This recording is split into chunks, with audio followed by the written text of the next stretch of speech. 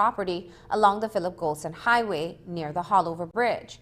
The land was sold to Andre by Hilmer Alamia for $15,000 back in 2013. When the Ministry of Natural Resources realized the titles were duplicated and the property was privately owned, the government opted to compensate Andre at market value to the tune of $400,000. This case was also heard by Justice Courtney Abel, who ruled that Vega is to return the money and that he was unjustly enriched at the expense of the government and people of Belize. Well, not a cent has been paid back. And that's because Pereira has filed an appeal on behalf of his client. They're now awaiting a hearing at the Court of Appeal. We're awaiting the appeal right now, so that's in process. We filed the appeal in respect to that claim, and we expect that it should come out anytime soon for it to be heard by the Court of Appeal. Hopefully it's heard this year. We're hoping that it's heard as soon as possible. Is it that your client refuses to reimburse the monies that were paid? I wouldn't say that it's a situation where the client refuses. Where we're at is at the Court of Appeal, and so what in most cases occurs is that the parties await the outcome of the Court of Appeal before making any drastic steps in terms of carrying out any of the orders requested by the Supreme Court, and I do believe that that's what the parties are ultimately waiting for. Both parties would be complying, obviously, with whatever decision the Court of Appeal makes in respect to the matter. So we hope that it's heard as early as possible, and we still believe that we have a very strong case in the appeal. When we come back, as deaths due to the coronavirus increase, the Ministry of Health coordinates its plans with regional partners.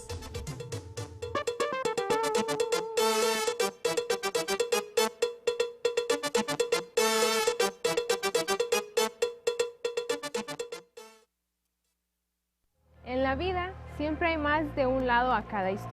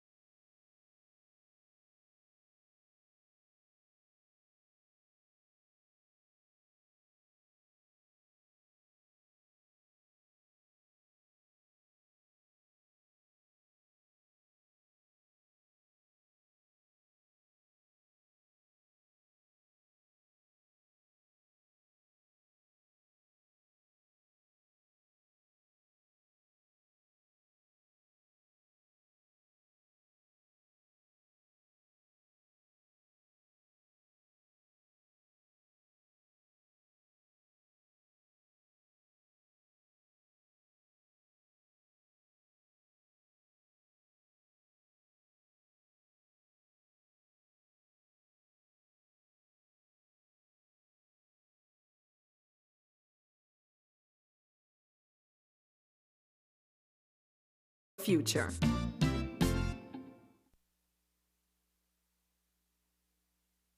The Ministry of Health continues to prepare and put in prevention or containment plans in the event that the coronavirus reaches Belize. The number of deaths has increased and detections are being made around the world. So the Ministry of Health met with local and regional partners to review their plans and plan the way forward. Russell Manzanero, the epidemiologist of the Ministry of Health, tells us more about the meeting. At our end here locally, we've been inviting members from the different regions, and the districts and the different entities as well that we work with, Carl Huchner Memorial, the authorities there. We have individuals from PAHO. We extended invitation to BTB and even NEMO, just to get the discussions of where we're at as a ministry at this point, to revise those plans and that contingency plan that they're to be aware of. To know what's in place already in the different districts. So that is what we're doing today. All right. So what are some of the things you're talking about or some of the concerns that are coming up? I guess everybody's wondering, okay, so what plans does the ministry have already? What are the procedures, I guess? So if we should have somebody coming in, what do we make aware? How do we keep the public engaged? So that's what we're doing. We're revising the influenza plans. That means that even though we already know what to do, we're trying to enhance surveillance. With that, we're trying to get more screenings done. So in point, we're trying to increase the screening at PGIA. So we're working with those officials to see the travelers that are coming in. This goes for all travelers that are coming, both Chinese nationals, travelers on a whole, Belizeans coming back. The traveling is everywhere, so we just need to see where they're coming from to get their travel history and know that these are individuals we can follow up and have a contact tracing on them. What are next steps that you're going to be taking? Sure. Here at this level, we're basically securing what needs to get done at the different regions. The health facility should be aware of what they need to do, how to act, how to respond timely to any kind of investigation that needs to get done. So it's basically about timely and efficient response that they're going to carry out at the community level. How do we contact, how do we get that kind of information back from all those who they come in contact with? But besides that, I think there's a need to do a larger meeting to meet with other stakeholders. As we've been mentioning, it's not only a health situation. I mean, this involves and goes beyond that. It goes to involve other ministries, education, finance, foreign affairs, NEMO. Those kind of individuals need to be at the table as well. So there's a need to do that. Over the weekend, the Ministry of Health issued a release to advise against travel to countries where the novel virus is present.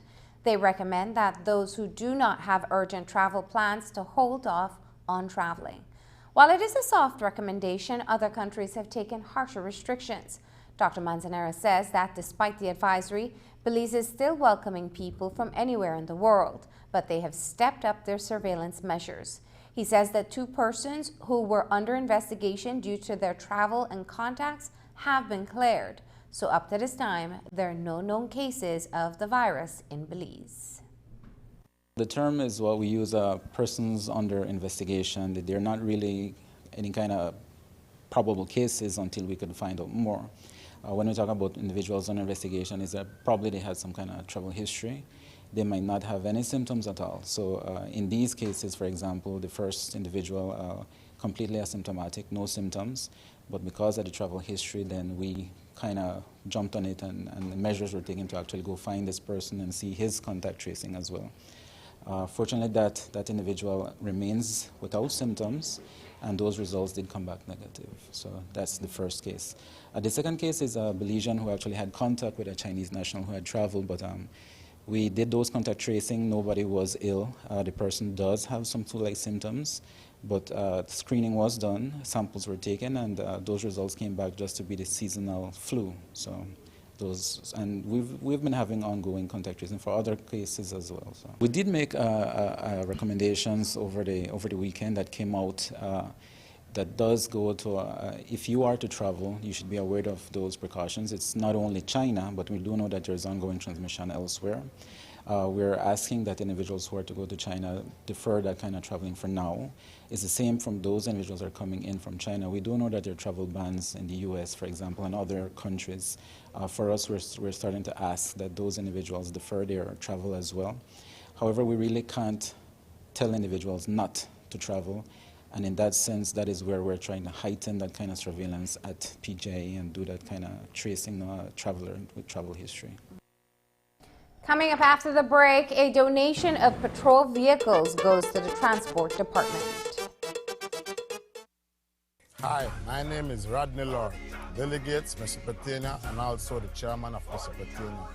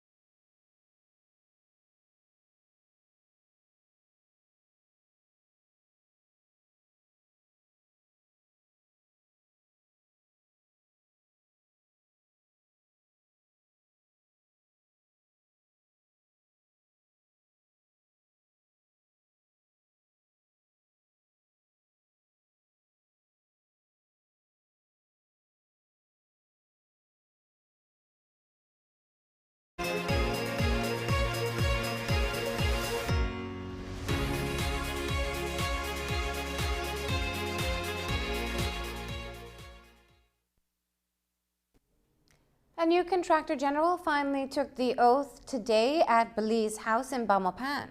He is Omar Mitchell, an engineer by profession. The appointment is for a period of 3 years. Mitchell succeeds Godwin Arzu, whose contract was not renewed for failing to produce the required annual reporting to the National Assembly. It took about 2 years for government to fill the post. After swearing in administered by the Governor General, Mitchell was accompanied by his family.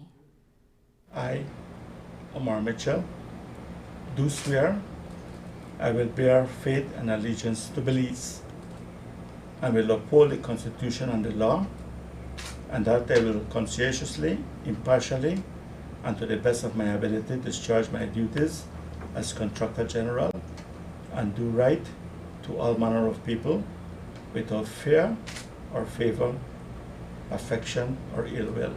So help me God.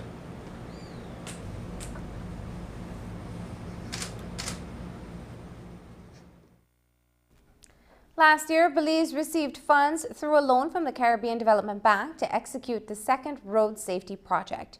You'll recall that from 2013 to 2018, the first road safety project was carried out to reduce deaths and serious injuries associated with traffic accidents along the demonstration corridor on the George Price Highway. The second road safety project is seeking to do more through the Road Safety Master Plan 2030. Today, the project handed over 6 trucks to be used along the highways to help with enforcement as outlined in the master plan. Here's more on today's handing over ceremony with Andrea Polanco. The second road safety project handed over 6 new fully equipped highway patrol vehicles to the Department of Transport. These 6 trucks are a small but important part of the Road Safety Management Plan 2030. 2 of the trucks were handed over to traffic officers in Cayo and 1 each for Toledo, Sun Creek, Orange Walk, and Corozal. Transport and road safety officials expect that these trucks will be used to help to make Belize's roads safer. Our aim is to reduce deaths and serious injuries associated with road traffic crashes. And in this particular event today, to educate the general public and to improve road safety practices in Belize as we continue to strengthen enforcement.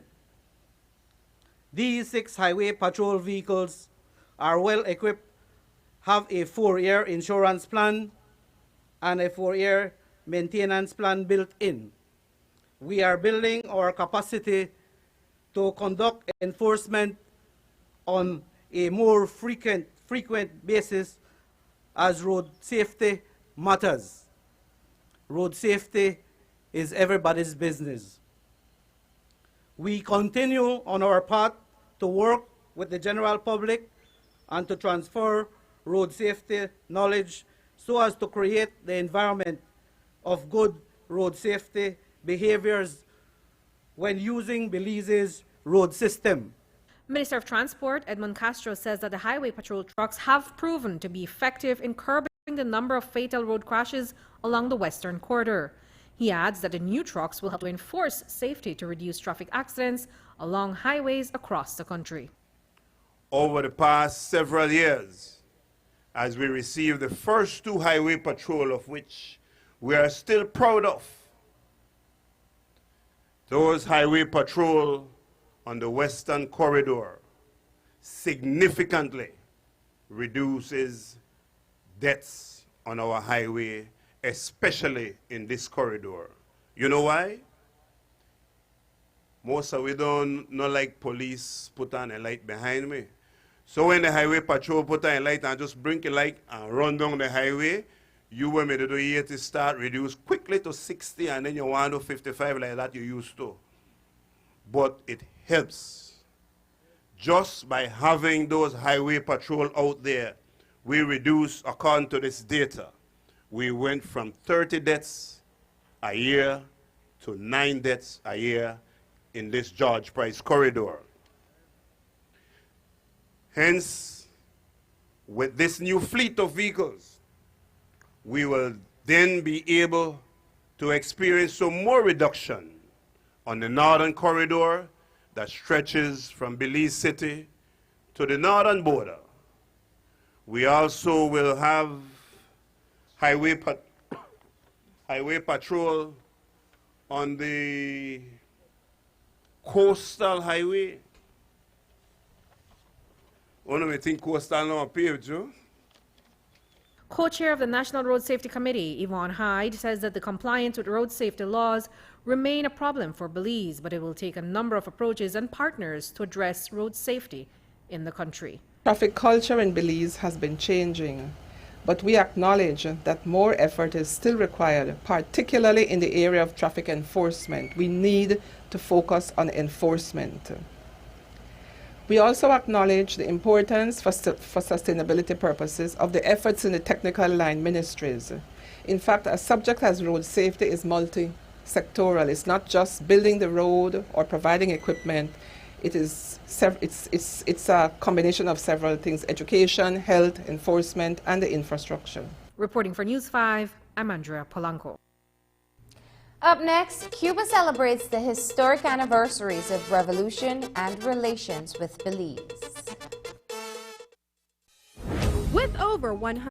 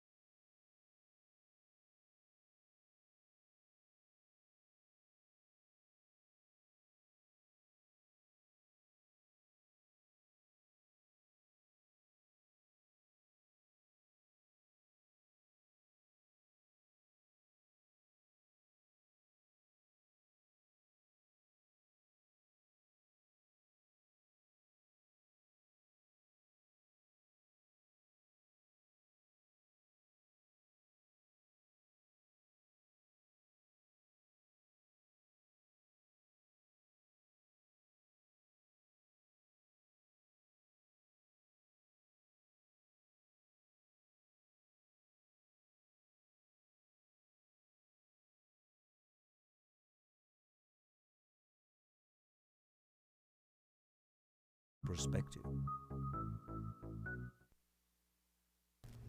The Embassy of Cuba and Belize celebrated two historic events over the weekend: the anniversary of its revolution and the anniversary of relations with Belize.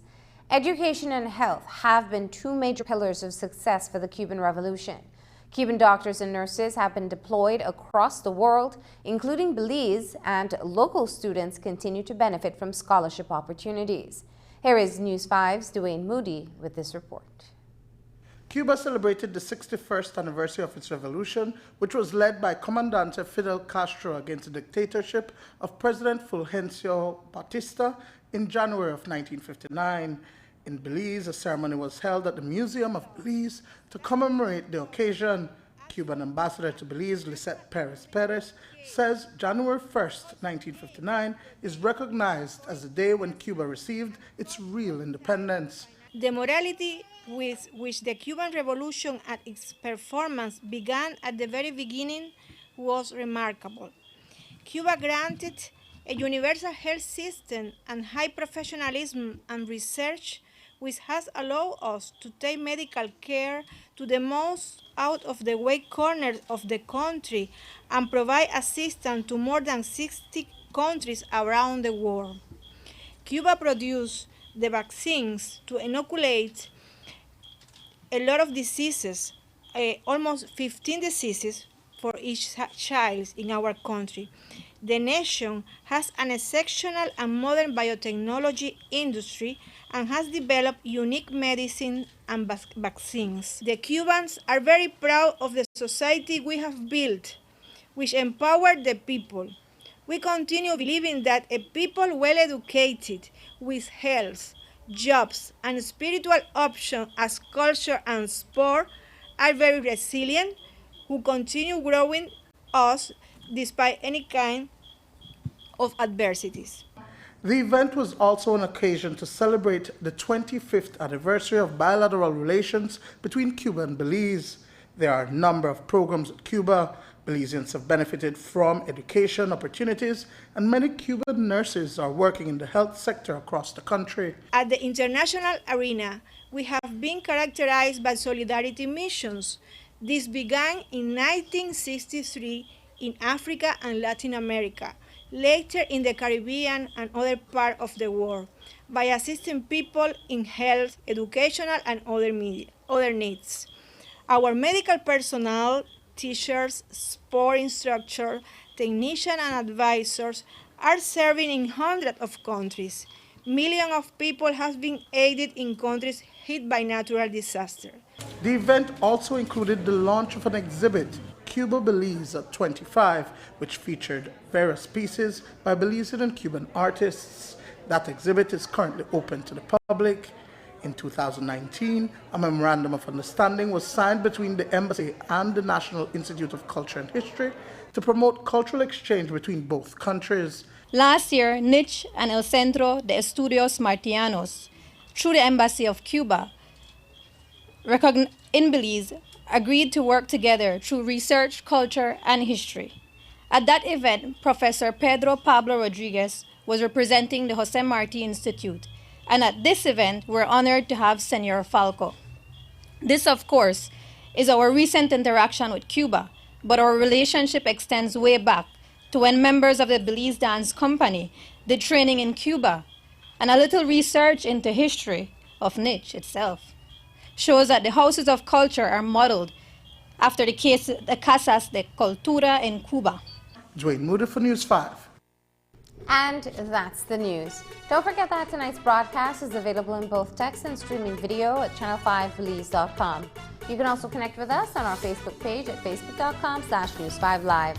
I'm Marlene Cuellar. Thanks for joining us. And from all of us here at News 5, good night.